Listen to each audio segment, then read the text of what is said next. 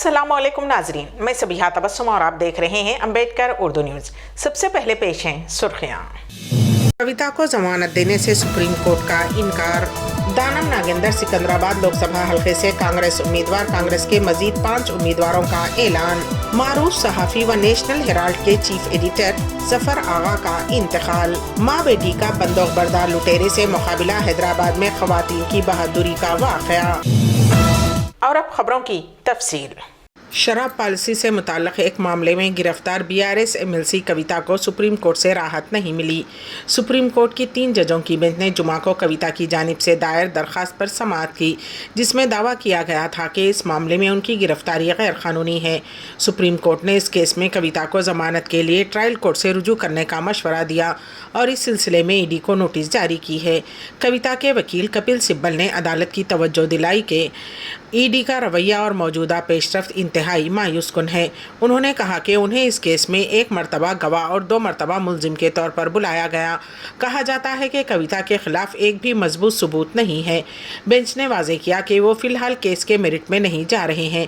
उनका कहना था कि वो ज़मानत नहीं दे सकते और उन्हें पहले निचली अदालत से रुजू करना होगा। बेंच ने कहा कि दरख्वास्त गुजार को ये आज़ादी है। ये इंकशाफ हुआ है चूँकि ये अर्जी में आइन के खिलाफ वर्जी से मुताल्लिक़ मसाइल उठाए गए हैं, इसलिए इसे पहले से दायर विजय मदन लाल केस में शामिल किया जा रहा है। कांग्रेस पार्टी ने तेलंगाना में लोकसभा इंतखाबात के लिए मजीद 5 उम्मीदवारों के नामों का ऐलान कर दिया है, जिनमें सिकंदराबाद लोकसभा हलके से खैरताबाद के रुकन असम्बली दानम नागेंद्र भी शामिल हैं, जो जारिया हफ्ता BRS पार्टी से कांग्रेस पार्टी में शामिल हुए थे। उसके अलावा पेद्दापल्ली लोकसभा से गुड्डम वंशी, चेवल्ला से BRS के मौजूदा रुकन पार्लियामेंट रंजीत रेड्डी और मलकाजगिरी से सुनीता महिंदर रेड्डी और नागर कर्नूल लोकसभा से मल्लू रवि को उम्मीदवार बनाया गया है। हैदराबाद में एक बंदूक बरदार को उस वक्त फ़रार होने पर मजबूर होना पड़ा जब माँ बेटी उस पर टूट पड़े। ख़वातीन की बहादुरी का ये वाक़या हैदराबाद के बेगमपेट रसूलपुरा इलाके में जुमेरात की शाम पेश आया। ज़राए के मुताबिक एक शख्स जो हेलमेट लगाए हुए और बैग लिए हुए था, ख़वातीन के मकान में दाखिल हुआ और उसने उन पर बंदूक तान दी। समझा जाता है कि वो उनके मकान में डकैती के मकसद से पहुँचा था। घर में मौजूद माँ बेटी ने बंदूक की परवाह नहीं की और फौरी हरकत में आ गए और डाकू पर झपट पड़े, जिसके साथ ही वो परेशान हो गया। माँ और बेटी दोनों उस पर झपट पड़े। शुरू में तो डाकू उन पर भारी पड़ा, लेकिन बाद में माँ और बेटी की बहादुरी के नतीजे में डाकू परेशान हो गया और उसने वहाँ से भागने में ही आफियत समझी। इस दौरान माँ ने डाकू के हाथ से बंदूक भी छीन ली थी। आखिरकार डाकू माँ बेटी से बचता बचाता दौड़ता हुआ उनकी गेट से बाहर निकल पड़ा। मालूम हुआ है कि मुकामी अफराद ने उसे पकड़कर पुलिस के हवाले कर दिया, ताहम पुलिस ने इस बात की तस्दीक नहीं की।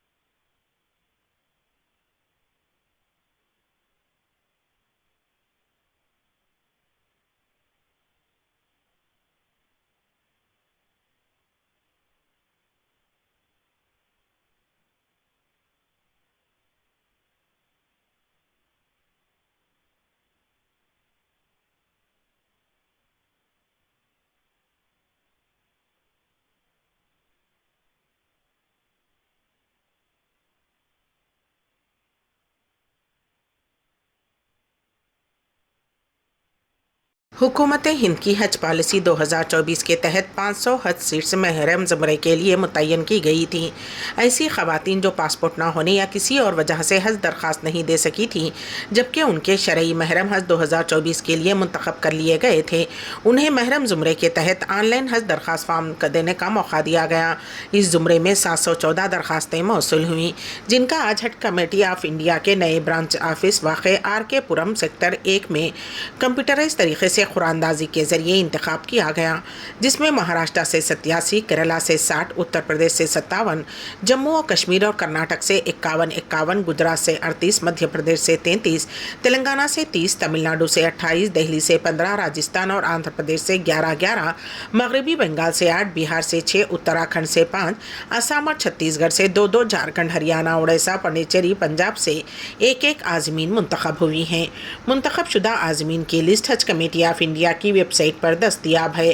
حج کمیٹی آف انڈیا کے CEO doctor Liaquat Ali آفاقی IRS نے قراندازی میں منتخب تمام خوش نصیب خاتون عازمین حج کو مبارکباد پیش کرتے ہوئے اپیل کی ہے کہ آج ہی سے آپ ذہنی طور پر اپنے آپ کو اس مقدس سفر کے لیے تیار کر لیں اور سطح پر منعقد شدنی حج تربیتی پروگرام میں ضرور شرکت کریں تاکہ دوران حج تمام دشواریوں سے محفوظ رہ سکیں۔ ہندوستان کے معروف صحافی و نیشنل ہیرالڈ کے چیف ایڈیٹر ظفر آغا کا انتقال ہو گیا۔ وہ 70 برس کے تھے۔ خاندانی ذرائع کے مطابق ظفر آغا کو طبیعت کی ناسازی کی بنا پر دہلی ایمس کے ایمرجنسی میں داخل کرایا گیا تھا، جہاں سے انہیں دہلی کے ہی فورٹس ہاسپٹل کے ICU میں داخل کیا گیا۔ جمعہ کی صبح تقریباً 5:30 بجے ظفر آغا کو دل کا دورہ پڑا اور وہ اپنے خالق حقیقی سے جا ملے۔ ظفر آغا کی تدفین دہلی کے قبرستان شاہ مرادہ میں کی جائے گی۔ ظفر آغا نے سن 1979 میں لنک میگزین سے بطور صحافی اپنے کیریئر کا آغاز کیا اور 45 سال سے زائد عرصے تک اس پیشے میں سرگرم رہے۔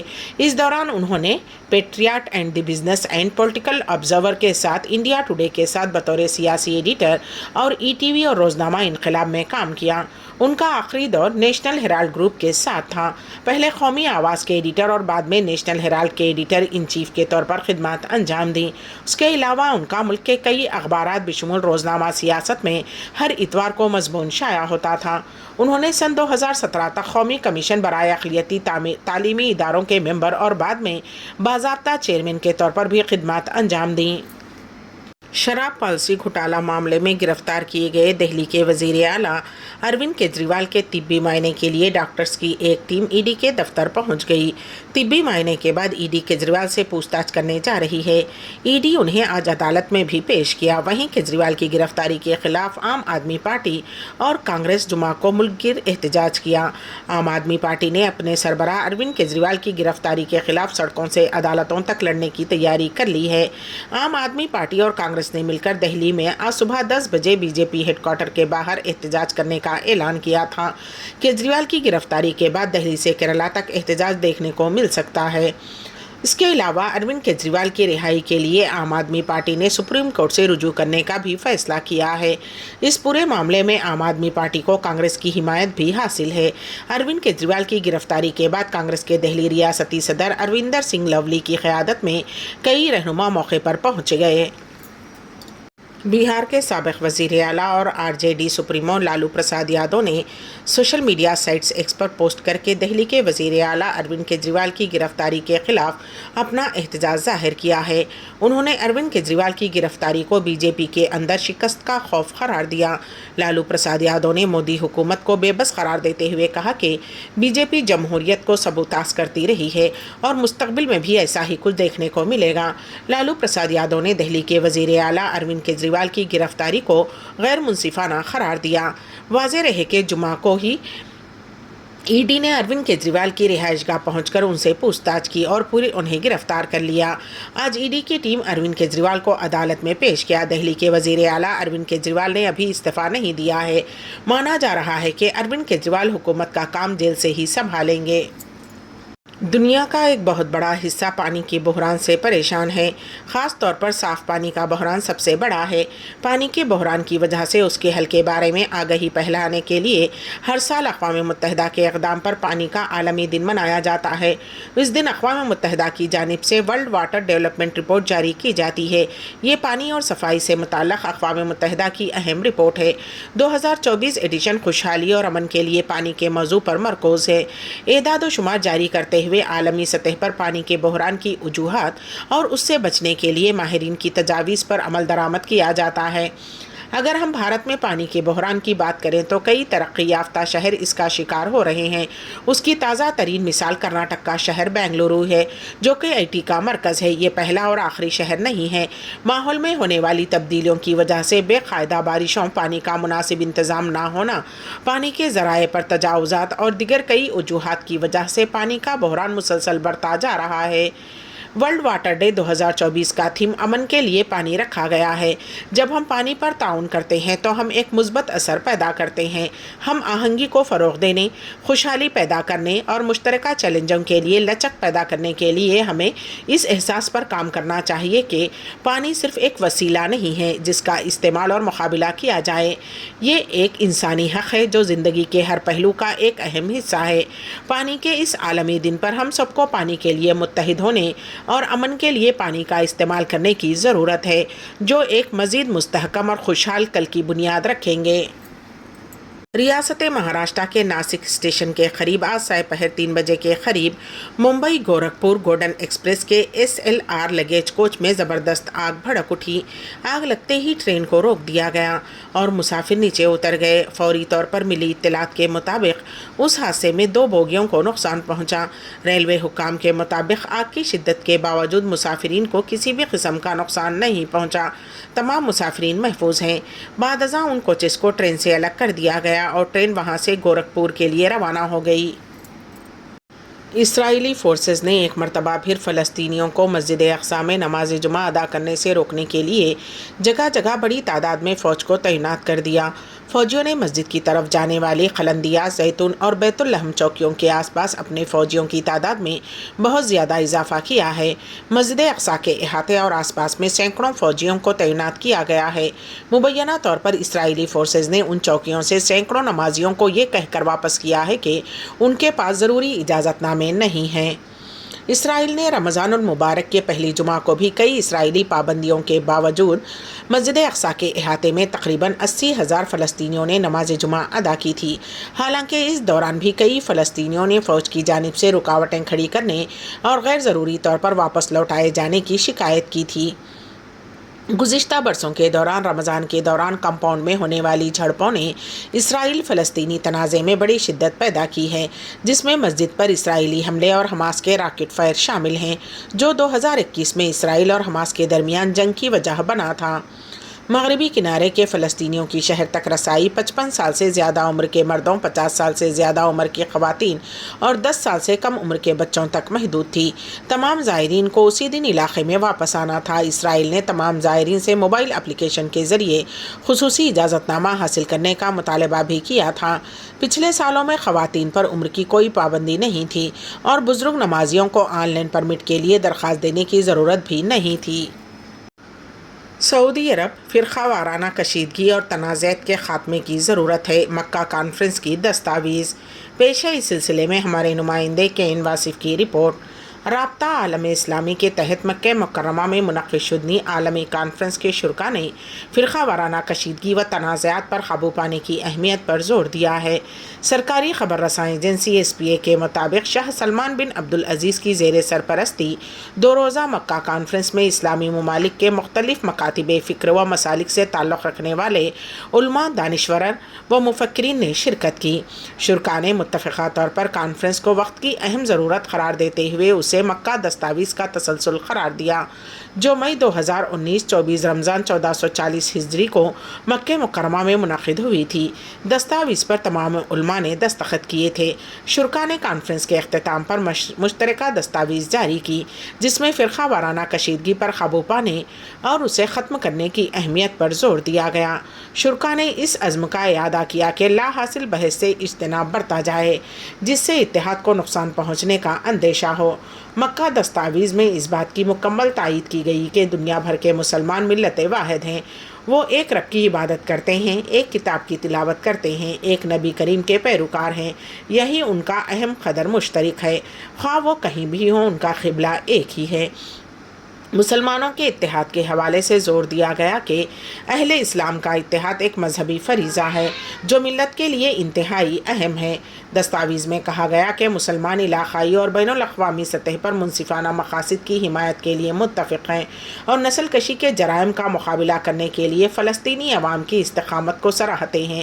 وہ ان کی مستقل مملکت کے قیام کی کوششوں کو سراہتے ہیں جس کا دارالحکومت بیت المقدس ہے۔ اس بات پر بھی زور دیا گیا کہ اسلامی تشخص میں ہر مسلمان کے عقیدے کی نمائندہ ہے جس کے لیے غیر اسلامی ممالک میں اپنے حقوق کی حفاظت کی ضرورت ہے۔ کانفرنس میں اس بات پر اتفاق کیا گیا کہ سالانہ بنیادوں پر اس دستاویز کے مندرجات میں عمل درآمد کو یقینی بنانے کے لیے کانفرنس کا باقاعدگی سے انعقاد کیا جائے تاکہ باہمی ہم آہنگی کے عمل کو مستحکم بنایا جا سکے۔ اس حوالے سے اسلامی مکاتب فکر کے درمیان رابطہ کمیٹی کے نام سے ایک کمیٹی تشکیل دینے کا مطالبہ بھی کیا گیا۔ روس اور یوکرین کے درمیان 2 سال سے جنگ جاری ہے۔ دریں اثنا روسی فوج نے جمعرات کی رات میں یوکرین کے دارالحکومت کیف پر زبردست میزائل حملہ کیا جس میں زیادہ ہلاکتیں تو نہیں ہوئی لیکن کئی رہائشی عمارتوں اور صنعتی و توانائی تنصیبات کو سب سے زیادہ نقصان پہنچا ہے۔ یوکرین کا کہنا ہے کہ رات بھر روسی فضائی حملوں کی زبردست لہر میں کم از کم 2 افراد ہلاک اور 14 دیگر زخمی ہو گئے ہیں، جبکہ یوکرین کی فضائیہ کا کہنا ہے کہ اس نے روس کی طرف سے داغے گئے 151 میزائلوں اور ڈرونز میں سے 92 کو مار گرایا، جبکہ ایک اہلکار نے اس کو جنگ کے آغاز کے بعد سے توانائی کے بنیادی ڈھانچے پر سب سے بڑا حملہ قرار دیا ہے۔ یوکرین کے صدر ولادیمیر زیلنسکی نے سوشل میڈیا پوسٹ میں فائر فائٹرز کی جلتی ہوئی عمارتوں کو بجھاتے ہوئے ایک ویڈیو شیئر کی اور لکھا کہ کیف پر روس کا نیا میزائل حملہ جس میں ہوا سے مار کرنے والا بیلسٹک میزائل بھی شامل ہے۔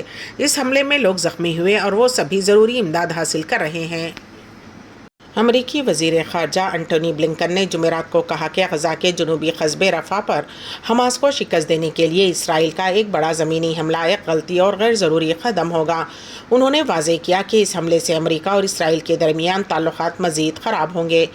بلنکن اکتوبر میں جنگ شروع ہونے کے بعد سے مشرقی وسطیٰ کے اپنے چھٹے فوری مشن پر قاہرہ میں اعلیٰ عرب سفارتکاروں کے ساتھ جنگ بندی کی کوششوں اور غزہ کے تنازعات کے بعد کے مستقبل کے بارے میں تبادلہ خیال کے بعد میڈیا سے بات کر رہے تھے۔ انہوں نے کہا کہ حماس کے زیر حراست اسرائیلی ارغمالیوں کی رہائی کے ساتھ فوری طور پر پائیدار جنگ بندی کی ضرورت ہے اور یہ خلیج بالواسطہ مذاکرات میں کم ہو رہی ہے جس میں امریکہ، مصر اور قطر نے ثالثی کے لیے کئی ہفتے گزارے ہیں۔ یہ مذاکرات جمعے کو قطر میں اعلیٰ سطح پر جاری رہیں گے۔ بیٹھ کر اردو نیوز کے اختتام سے قبل دوبارہ سرخیوں پر ایک نظر۔ کویتا کو ضمانت دینے سے سپریم کورٹ کا انکار۔ دانم ناگیندر سکندرآباد لوک سبھا حلقے سے کانگریس امیدوار، کانگریس کے مزید 5 امیدواروں کا اعلان۔ معروف صحافی و نیشنل ہیرالڈ کے چیف ایڈیٹر ظفر آغا کا انتقال۔ ماں بیٹی کا بندوق بردار لٹیرے سے مقابلہ، حیدرآباد میں خواتین کی بہادری کا واقعہ۔ اسی کے ساتھ ہی امبیڈکر اردو نیوز یہیں پر اختتام پذیر ہوتی ہیں، تو دیجیے گا سبیحہ تبسم کو اجازت۔ اللہ حافظ۔